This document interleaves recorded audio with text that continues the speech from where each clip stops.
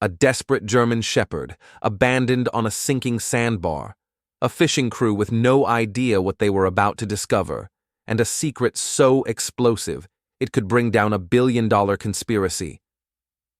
This isn't just a rescue story. This is about loyalty, courage, and a bond that defies all odds. When Captain Jack and his crew saved Kaiser from the raging Mississippi, they had no idea the dog carried something that would change their lives forever. Have you ever witnessed an animal's unbelievable intelligence or bravery? Share your stories in the comments. Don't forget to like and subscribe. Because some stories, they're too powerful not to share. The Mississippi River Delta sprawled beneath the relentless July sun, its labyrinth of waterways shimmering in the heat. Isolated sandbars dotted the landscape, temporary islands formed and erased by the river's ever-shifting currents. On one such lonely stretch of sand, a German shepherd stood motionless, his golden-brown fur dulled by days of exposure. His ribs pressed sharply against his sides, and his tongue lolled weakly between panting breaths. 3 days had passed since his owners had motored him out to this desolate spot, patted his head once, and left without looking back. At first he had barked, long, desperate howls that echoed unanswered across the water. By the second day his voice had faded to a hoarse whimper. Hunger gnawed at his belly, and thirst parched his throat. He lapped at brackish puddles, his instincts driving him to survive even as hope dwindled. The sandbar, already shrinking under the rising tide, would soon vanish entirely.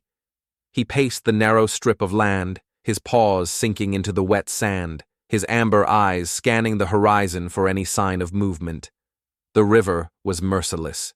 Fish darted just beyond his reach, and the occasional bird swooped low, taunting him with their freedom.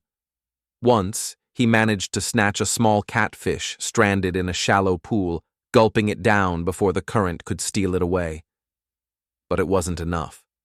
His muscles trembled with exhaustion, his ears twitching at every sound, the lap of waves, the distant cry of gulls, the ominous rumble of thunder building in the west.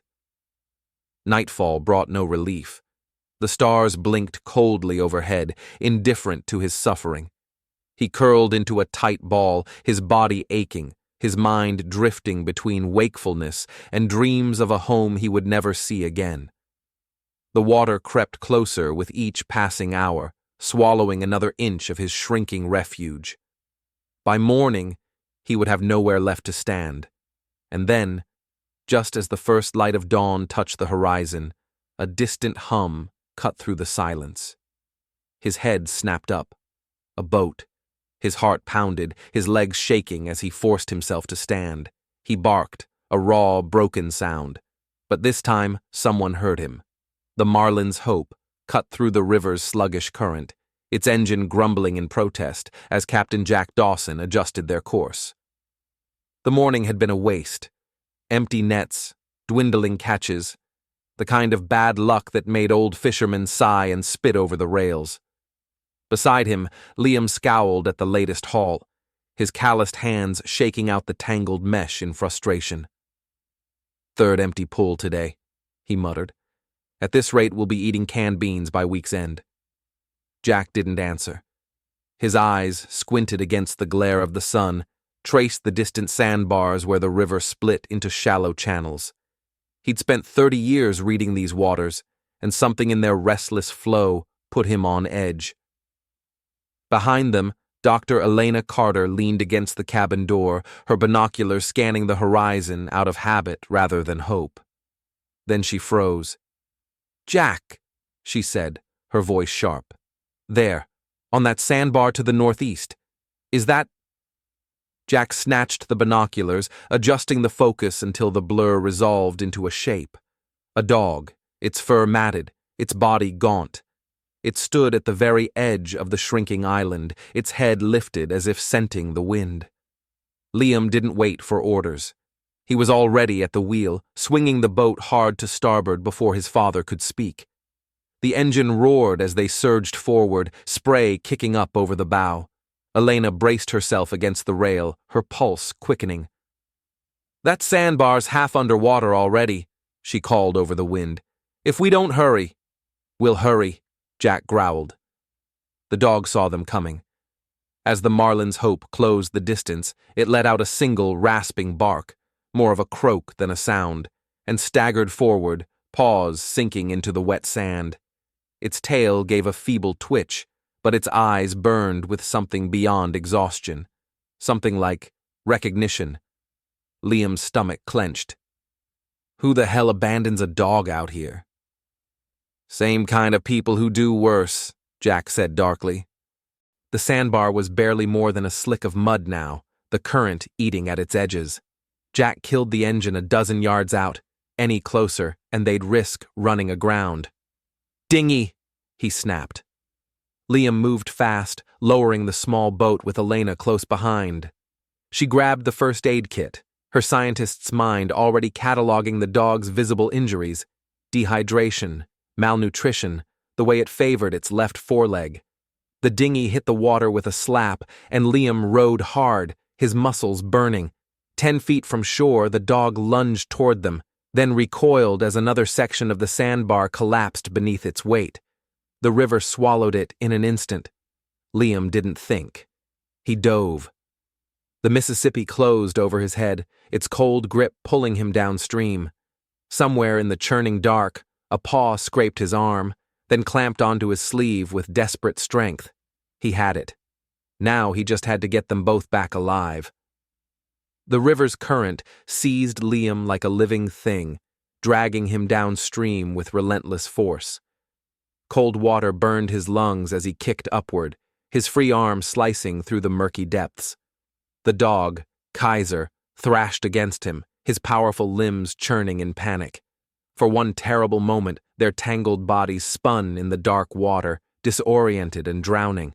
Then Liam broke the surface with a gasp, his fingers tightening around the scruff of Kaiser's neck. "Hold on, boy," he choked out, but the river gave no quarter. The current wrenched them sideways, slamming Liam's shoulder into a half-submerged log. Pain exploded down his arm, but he gritted his teeth and held on. Behind them, the Marlin's hope was already shrinking in the distance, the dinghy bobbing empty where he'd abandoned it. Elena stood at the rail, her face white with terror as she fumbled with the coiled rescue rope. "Liam!" Jack's roar cut through the chaos. The old fisherman didn't hesitate. He gunned the engine, steering the larger boat into a dangerous arc to intercept them downstream. Kaiser's struggles grew weaker. His muzzle dipped below the surface, amber eyes rolling back in exhaustion. Liam hauled him higher, hooking an arm around the dog's chest in the life-saving grip Jack had drilled into him since childhood. "Not like this," he snarled, kicking harder. The riverbank was a blur of tangled roots and crumbling earth, impossible to reach. Then the rope hit the water beside them with a slap. Liam lunged, his fingers brushing the slick nylon, once, twice, before finally closing around it. He looped it desperately around his wrist, just as the current tried to suck them under again. "Pull!" Jack bellowed. Elena and Jack hauled hand over hand, muscles straining. Inch by agonizing inch, the rope dragged them closer. Liam's vision darkened at the edges, his lungs burning. Kaiser had gone limp in his arms, his body a dead weight. Then strong hands seized Liam's jacket, yanking him onto the deck. He collapsed, coughing up river water, but his first thought was for the dog. Kaiser lay motionless on the planks, his sides still. Elena dropped to her knees, pressing her ear to Kaiser's chest. A beat passed, then another. Then, with a shuddering gasp, the German shepherd convulsed, spewing water onto the deck. His tail gave a feeble thump as Elena stroked his head. "Stubborn mutt," Jack muttered, but his calloused hand rested briefly on Liam's shoulder. The unspoken relief hung heavy between them. Kaiser lifted his head, his gaze locking onto Liam's. In that moment, something passed between them, more than gratitude, more than instinct. The kind of understanding that changes everything. And somewhere upstream, unseen, a black SUV rolled to a stop on the river road. Its occupants were watching. The cabin's single bulb cast long shadows across the worn wooden floor as Elena knelt beside Kaiser, her fingers moving methodically through his damp fur. The storm rattled the windows, its fury a stark contrast to the quiet intensity in the room. Jack leaned against the doorframe, arms crossed, watching as she probed the raised scar along the dog's rib cage. "This isn't just some abandoned pet," she murmured, her voice tight. "This incision is surgical, recent, precise. Someone went to a lot of trouble with this animal."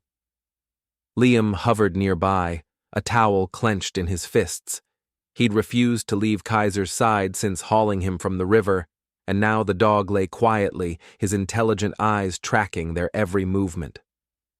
When Elena pressed gently near the scar, Kaiser whined, not in pain, but with something eerily like purpose. His paw lifted, tapping insistently at the same spot. "Jesus," Jack breathed. He pushed off the wall and grabbed the old veterinary scanner they kept for tagging fish samples. The device beeped as he passed it over Kaiser's flank, then emitted a sharp chirp. "He's chipped, but this isn't standard registry coding. This is military-grade encryption."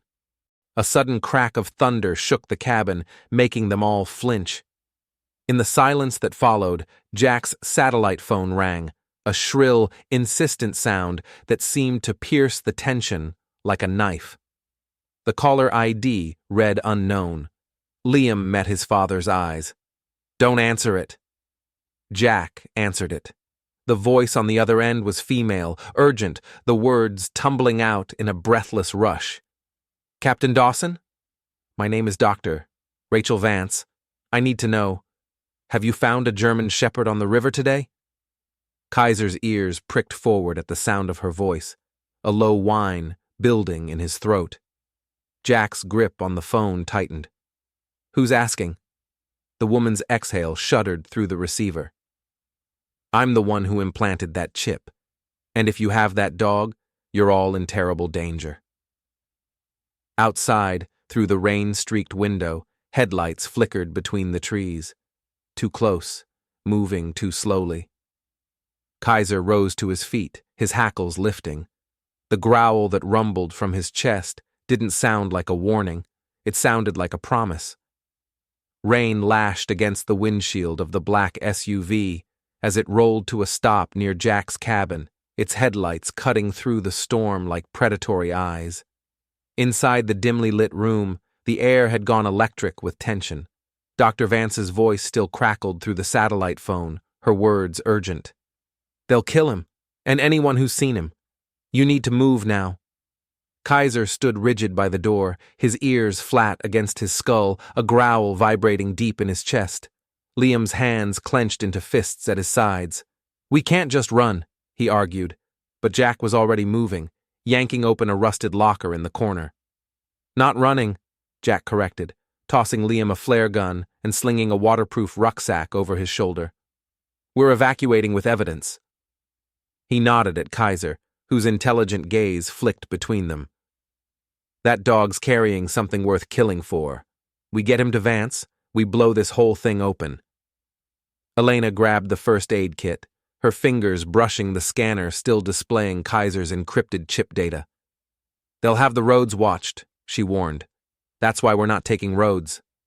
Jack's grin was all teeth as he jerked his thumb toward the back window, where the Marlin's Hope rocked violently in her moorings. "We go by river, like we should have done an hour ago." A heavy knock shook the front door. Kaiser exploded into action before any of them could react, launching himself at the window with a snarl, just as glass shattered inward. A black-gloved hand groped for the latch. Liam's flare gun coughed fire, the projectile searing past the intruder's face and igniting the SUV's upholstery with a whoomp. "Go!" Jack bellowed, shoving Elena toward the back. They fled into the storm, Kaiser leading the way with uncanny precision, his body low and lethal through the downpour. Bullets splintered the wood behind them as they scrambled down the slick bank toward the waiting boat. The Marlin's Hope's engine roared to life under Jack's practiced hands, just as floodlights swept across the water from the road above. Liam hauled Kaiser aboard as Elena severed the lines with a hatchet. The boat slewed sideways into the current, bullets pocking the water around them.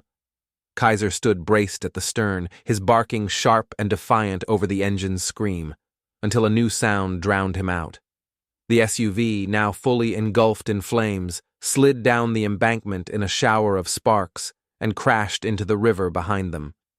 In the sudden darkness, with only the storm and the burning wreckage at their backs, Kaiser turned and licked Liam's face once, quick, fierce, before resuming his watch at the bow. Somewhere ahead, Dr. Vance was waiting, and behind them, the hunt had just begun. 6 months later, the Marlin's Hope cut through the golden waters of a calm Mississippi dawn, her hull freshly painted, her decks gleaming. Kaiser stood at the bow, his coat burnished to a rich mahogany by weeks of good food and care, his ears pricked forward as the wind ruffled his fur. The scars, both seen and unseen, remained, but his stance was no longer that of a fugitive. He was a sentinel now, a guardian. Liam leaned against the rail beside him, the morning sun warming his face. Below deck, the new environmental monitoring equipment hummed softly, a far cry from the rusted fish finders of their old life. The exposé based on Kaiser's implanted data had sent shockwaves through Blackwater Biotech, toppling executives and halting their illegal operations.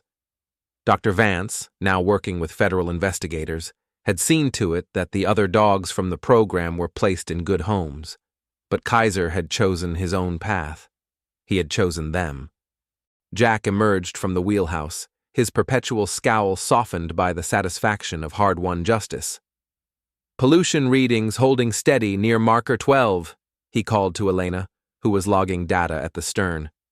She smiled, her fingers pausing over the keyboard as Kaiser trotted to her side, nosing her hand in silent demand for attention.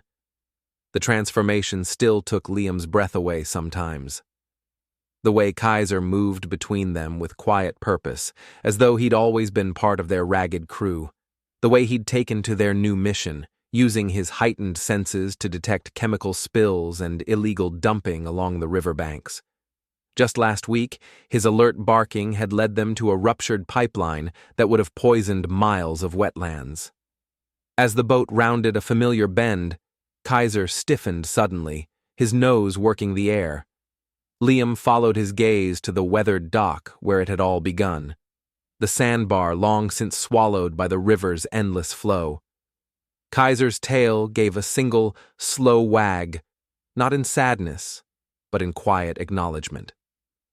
The past was gone. The future stretched before them, wide as the Mississippi herself. Jack clapped a hand on Liam's shoulder. "Coffee's on," he grunted, but the warmth in his eyes said everything else. Kaiser woofed softly, his paw tapping the deck in impatient rhythm. Liam laughed. "All right, boy, let's go to work." And as the Marlin's Hope pushed forward into the light, her crew, human and canine alike, stood united. Not as rescuers anymore, but as protectors. The river's secrets were safe with them. Some bonds, after all, are deeper than water.